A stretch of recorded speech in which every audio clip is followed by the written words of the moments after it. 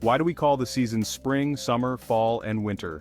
If you enjoy learning about the fascinating origins of things like the seasons, don't forget to like, subscribe, and share this video with your friends.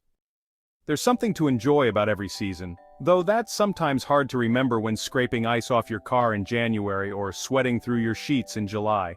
If you can't appreciate the weather they bring, you can at least delight in the etymology of each season's name. Here are the origins of the official titles of the 4 seasons.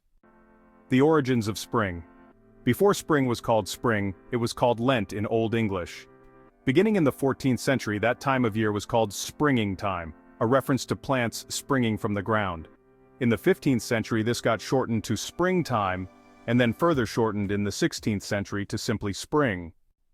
The origins of summer actually go way back. Summer came from the Old English name for that time of year, sumor.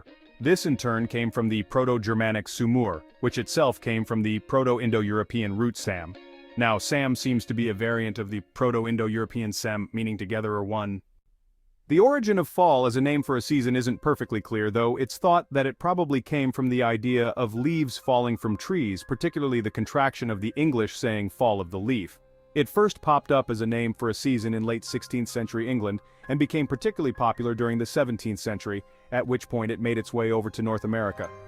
Autumn, meanwhile, came to English via the Old French autumne, from the Latin autumnus.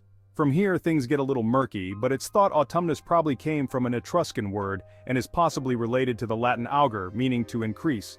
Calling the season autumn first occurred in English in the 12th century, though was a rarity until around the 14th century. It then began to pick up steam and became common in the 16th century. About the same time, fall popped up as the name for the season. Before the season was autumn or fall in English, though, it was called harvest.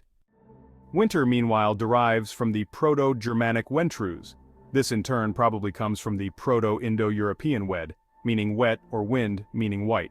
Either way, the Proto-Germanic wentrus gave rise to the Old English winter as the 4th season of the year, and the name for the season has stuck around ever since. Incidentally, you may also wonder why the seasons are called seasons.